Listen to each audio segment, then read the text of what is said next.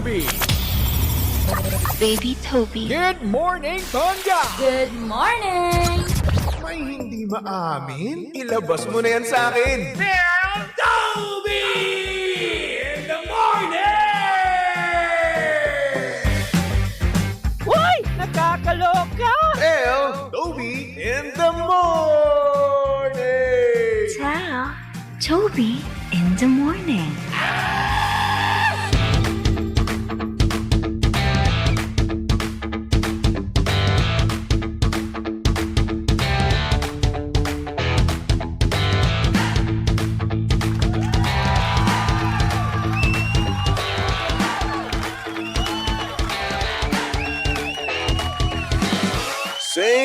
Same, pero iba. We are number 106.7 Energy FM. Pangga, wag mo sabihing radyo. Sabihin mo, oras sa buong kapuluan. Pangga, check your time. It's now 6:28 on the clock. Good morning, good morning, good morning. Luzon, Visayas at Mindanao, Metro and Mega Manila. At syempre, good morning din naman sa mga pangga natin dyan. Ayaw na ayaw pa pumasok. Yes. Wala na agad intro, no? Yung iba kasi dyan na tinatamad pa rin, no? At yung iba naman ang nangyayari, no? Kakapasok lang talaga nila nang hihingi ka agad ng bakasyon. No, yung tipong kakapasok lang kahapon, no? Pero gustong-gusto na agad magbakasyon ulit. Batsyong, katamaran na yan. Well, di naman din natin sila masisi, no? Kasi nga naman iba-iba tayo ng pagka-busy, di ba? Baka nga naman kasi mamaya ang nangyari sa kanila, pagkapasok ay ang dami kaagad na bungad na trabaho. Yun yung masaklap doon no? Umaga pa lang no? Kakaupo mo pa lang dyan sa upuan mo, ang mangyayari kaagad, magtatrabaho ka kaagad. Tatampalin ka kaagad ng isang katutak na workload, di ba? O, kaya naman hello sa mga pangga natin diyang napagod kahapon, no? Oo, napagod kasi nga naman napakadaming workload. At ang malungkot pa dito, wala pa siyang bebe time. Minsan boring, no?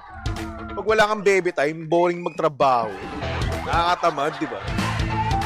Ay nako, kung ako sa'yo maglaro ka na lang. Pastime mo na lang, di ba? Parang huminga-hinga ka muna, di ba? Kasi minsan ang nangyayari, no? Kapag bored na bored tayo sa ating mga trabaho, no? Parang nawawalan tayo ng, drive para magtrabaho, no? Kaya naman kung ako sa inyo, maglaro-laro muna kayo. Kasi nga naman, sino ang may ayaw ng fun and exciting na laro, lalong-lalo na kung boring ang oras mo? At syempre, kung mahilig ka sa tongits at iba pa, nako, tara na sa Game Zone. Fun, believable sa Game Zone dahil you play a real game of tong-its with real players for free. May chance ka pang makisplit over 34 million pesos at may chance ka pa to claim up to 14,640 pesos daily. Ang makuhang cash credits ay pwede rin gamitin pang laro sa kahit na anong game at kaya rin itong i-cash out. Ang Game Zone ay may dalawang event araw-araw. So, G ka na ba? Visit gzone.ph and social media account on Facebook, Instagram, and TikTok at tara Game Zone. Yun na sa tong-its, tara Game Zone. Tandaan na ang gaming ay dapat fun lang. Kaya naman visit pagcore.ph/regulatory or email keepitfun@pagcore.ph. Promo runs from January 1 to December 31, 2025. EGLD reference number MKTG 2024-2564. Gaming is for 21 years old and above only. Game responsibly, keep it fun. Kaya naman hello sa mga pangga natin dyan na board sa kanilang mga oras. Good morning po. At syempre, saktong oras natin yun, 6:31 on the clock at kasama mo na at kalandian ng hot baby boy ng radyo. Of course, walang iba kung hindi si Baby Toby. At syempre, pangga si Baby Toby ay live na ngayon sa Energy FM Facebook page. Kaya naman, kung gusto mong makita ang itsura ni Baby Toby, pumunta ka lang sa Energy FM 106.7. Oo, makikita mo doon yung live natin, no? Tapos yun, share mo na rin naman. Oo. Mag-comment ka kung gusto mo. At syempre, pwede ka rin magpatawag, di ba? PM ka lang sa aming Facebook page. Hanapin nyo lang Energy FM 106.7, okay? At syempre, hello sa mga pangga natin dyan sa comment section. Hello. Kay Cruz. Ba't ba kasi balibaliktad pangalan? Hindi ko mabasa tuloy. Basta yun, nag-comment. Hello kay Alina. Hello din kay Kulit. Sabi niya, sadya sila ba? Nagbibida-bida naman kanta ang Ha? Ano? Hello! Kay Marilis Ramirez, good morning. Sabi naman dito ni Alina, Baby Toby, bakit hindi ka na nag-live sa TikTok? Na-miss kita doon sa TikTok mo. Mamaya magla-live tayo. Kanina kasi, or kahapon kasi, no, kaya hindi ako nakapag-live sa TikTok. Kasi nga, WrestleMania kahapon. Nanood ako ng wrestling. Oo, last WrestleMania na ni John Cena, no? Tapos noon, hindi na natin siya makikita sa, sa ring. Diba? Kaya yun. Nanood muna ako. Natuwa nga ako eh. Hello sa mga pangga natin dyan na mahilig sa wrestling, no? At sa ibang klaseng wrestling. Hello po sa inyo lahat. Hello din kay Vince. Sabi niya, hi, pabati. Happy Tuesday from Vincent Jomar. Karanglan, Nueva Ecija. Hello, Jomar. Kamusta naman ang buhay-buhay mo? At syempre, panggal live na rin tayo ngayon, no? Sa TikTok page ng Energy FM. Hanapin niyo lang Energy FM 106.7 kung gusto niyo makita ang itsura ni Baby Toby na may filter, di ba? Kitang-kita pa rin yung eye bags ko. Bakit ganun? Hindi kasi ako nakakapag-ano ngayon eh. Nakakatulog ng maayos. Ang hirap kaya matulog ngayon. Ang init pa, oh. Diyos ko. Hello kay Eileen. Sabi niya, shoutout kay Boss A. Kailangan umaga siya pumunta. Sino si Boss A? Kung sino man yun, bilisan mo na. Sabi ni Finea, fresh talaga na ako, hindi po. May filter lang talaga yan at kakalagay ko lang ng pulbo sa mukha ko, di ba? Kay Len, hello, good morning. Kamusta ka naman? At syempre sa aking kaklase nung high school, kay Bini Krista. Kay Krista, kamusta ka na? Kamusta ang buhay-buhay mo, Krista? Sana naman okay ka lang dyan. Libre ka naman, oh. Balita ko, mayaman ka ni. Ay, nako. Hello kay Rosemary. Sabi niya, good morning po. Good morning din naman sa'yo. Kay Ann Pore. Sabi niya pa shoutout sa mga nag-SL kahapon. Kasi isa ako doon. Ayun, patay tayo dyan. Nagsisiklib kahit wala namang sakit. Nagsisiklib para lang konsintihin yung katamaran. Yan tayo eh, no? Simula na nga Tuesday, wala na nga tayong pasok eh, di ba? Pero nakakaingit kayo. Extended pa yung bakasyon nyo. Sana pala nagsiklib na rin ako, no? Kunyari may sakit ako. Kaso hindi eh. Hindi kaya ng konsensya ko kasi si Baby Toby ay isang napakabuting empleyado. Minsan it's a curse, no? Oo, na ginagawa mo palagi yung yung tama, di ba? Di mo nakukonsin, hindi katamaran mo eh. Hindi ka nakapagpahinga tuloy. Congratulations naman sa iyo, and kung ikaw ay nakapag-sick leave, kahit wala ka namang sakit, no? Saan lang hindi malaman yan, no, ng boss mo, di ba? Hello kay Richard Dolom. Sabi yung pamangkin mo lang, Toby, ang nire-wrestling mo. Ginagawa ko din yan sa pamangkin ko. Actually, oo. Dati kasi ang nangyari, no? Kuya ko, ako yung nire-wrestling nung bata ako. Ngayon naman, gumaganti naman ako. Diba? Ako naman ang nagre-wrestling sa kanilang mga anak. Diba? napakabuti kong tito, no? And hello kay Dondi. Good morning naman sa Dondi. Maraming salamat sa t-shirts. Kahapon bumisita si Dondi dito sa ating studio, no? Na kung saan nagbigay nga siya, no, ng t-shirts. Yes, may S. Plural. Maraming salamat again, Dondi. Sabi ni Bini Krista, dati tahimik ka lang. Ang daldal mo na ngayon. Paano gagawin? Kailangan ko dumaldal eh. Actually, tahimik pa rin nga ako ngayon, Krista. Oo, kapag nasa off-air kami, no? Hindi talaga ako nagsasalita. Tanong mo pa kay Papa Jackson, kay Chico, hindi ako nagsasalita. Apakatahimik ko. Ako ang pinakatahimik dito sa Energy FM. At ako ang pinakamabait. Maniwala kayo, please. Kay na 05, good morning naman sa'yo. Shoutout daw from Naga City. Hello.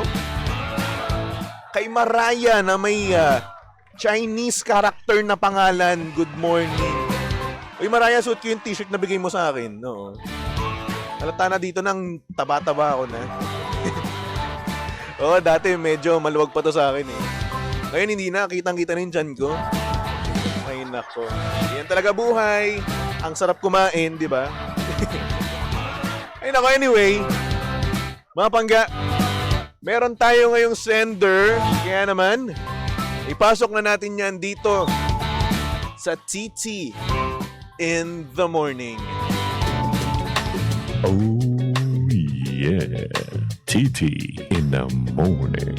Ang aga-aga ha. Tell Toby in the morning.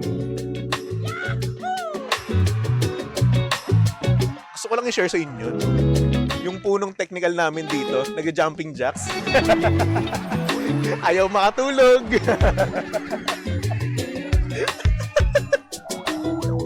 One time nakatulog yan habang nagla-live. Kaya yan, jumping jacks. Hello naman sa mga pangga natin dyan, nag-exercise tuwing umaga. At syempre, good morning din naman sa mga pangga natin dyan na nag-ghost ng biglaan. Masakit pero ganon ang nangyari sa kanila. Di ba? Ikaw ba pangga? Nag-ghost ka na ba? Well anyway, ito kasi ang storya ng ating sender. At ang sabi niya dito, good morning, baby Toby. Tago mo na lang ako sa pangalang Rold. Bakit ba kasi ang daming babaeng mahilig mang-ghost? Meron kasi akong nakilala or naka-talking stage at akala ko siya na ang para sa akin. Grabe naman kasi. Grabe yung saya namin kapag magkasama kami. Tapos, sobrang sweet niya pa at nag-holding hands na rin kami with matching kiss pa sa lips. So matik, di ba? Ang taas na ng chance ko na maging girlfriend ko siya. Kaso nga lang, bigla na lang siyang hindi nagparamdam. As in totally, hindi na siya nagre-reply, hindi na sumasagot sa tawag ko.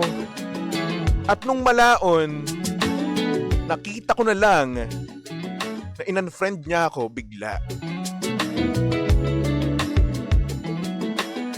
Wala naman akong nagawang masama sa kanya. Pero bakit nga naman, bigla-bigla na lang silang nang-go-ghost?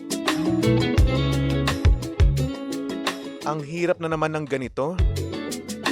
Magmo-move on na naman ako sa babaeng never napasakin. Sana magbago na kayong mga babae. Sana hindi na kayo magpaasa tapos bigla na lang manggo-ghost. Kasi sobrang sakit nun sa lalaking totoong-totoo sa inyo. Ayun lang naman, thank you so much, Baby Toby.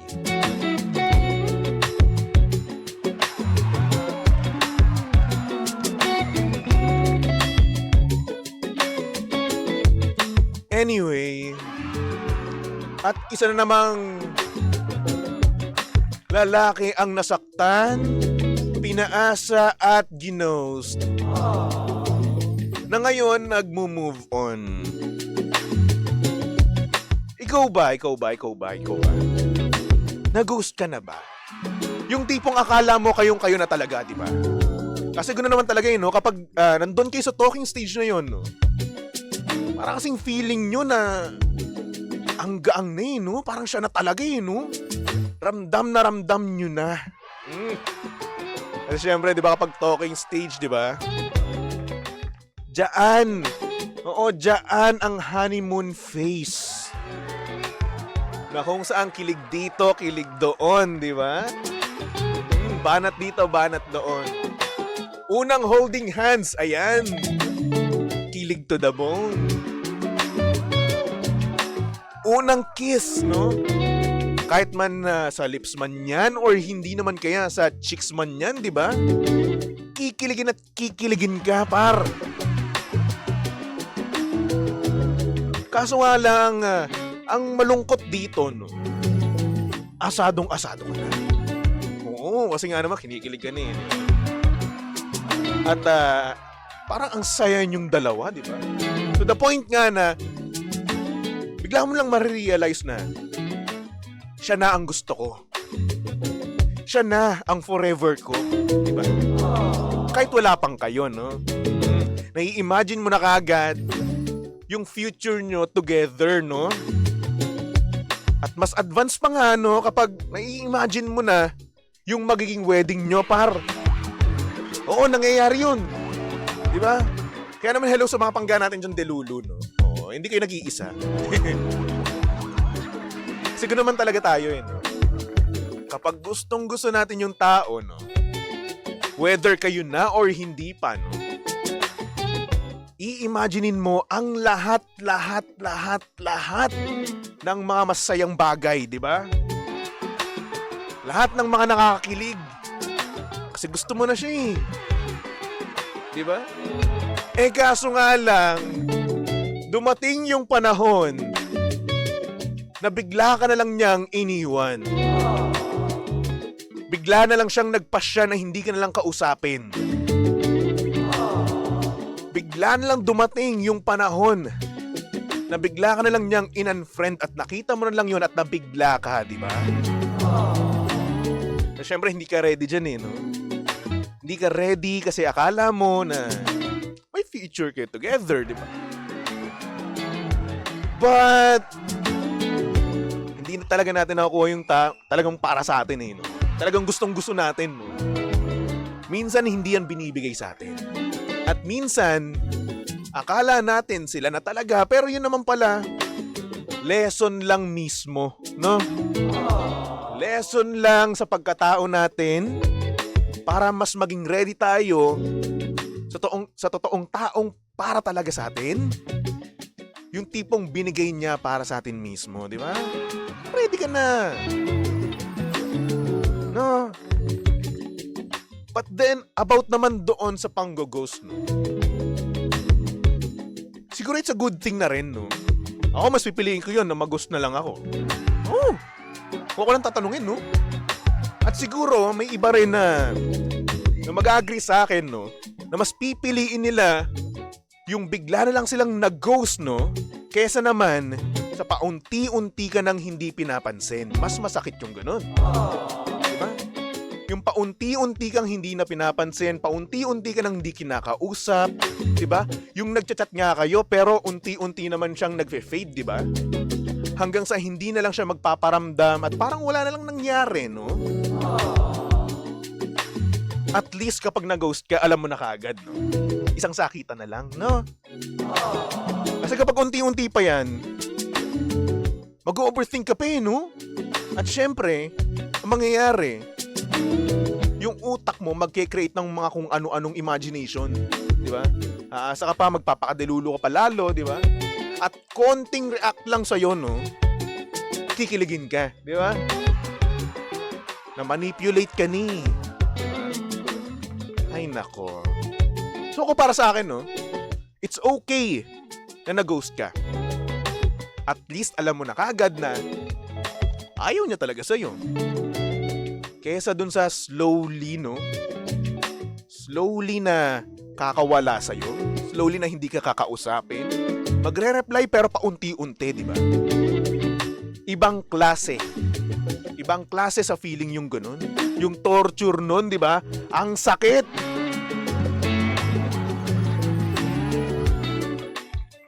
Grabe, mental torture yon par. Mapapraning ka talaga. At pag napraning ka, kung ano-ano iisipin mo. Hanggang sa gumawa ka na lang ng isang bagay na talaga nga namang pagsisisihan mo ng sobra-sobra. Diba? Eh, para sa akin, it's a good thing na ginost ka na lang niya. At huwag ka nang humanap or mag-demand ng closure, no? Kasi yun na mismo yun eh. Yun na yung closure dun eh. Hindi ka na pinansin, ayaw na sa'yo. Eh di umalis ka na lang. Di ba? Ganun. Move on. Kahit masakit, kahit na hindi naging kayo. Ganun naman ang uso ngayon eh, no? Nag-move on kahit hindi naging kayo. Di ba? So anyway, para sa ating sender, no? Yes, it sucks, but deal with it. Life is hard. Manood ka lang ng mga kung ano-anong nakakatawa or hindi naman kaya lumandi ka na lang ng panibago. Or hindi naman kaya kapag binalikan ka niya, no? Ang gawin mo, ikaw naman manggo sa kanya, gumanti ka, par. Oo. For example, di ba, meron siyang pinilik over you, di ba? Ngayon naman, pag naghiwalay sila, tas bumalik siya sa'yo, no? Ikaw naman manggo sa kanya. Oh, feel my pain! Kantiyan lang to, tol. Pero yun, para sa ating sender, no? Kaya mo yan. Oo. Darating din yung panahon na makakakita ka rin ng taong para sa'yo. Di ba? Hindi man ngayon, in the near future, I'm telling you. Makikita at makikita mo yan, ngingiti ka rin, di ba?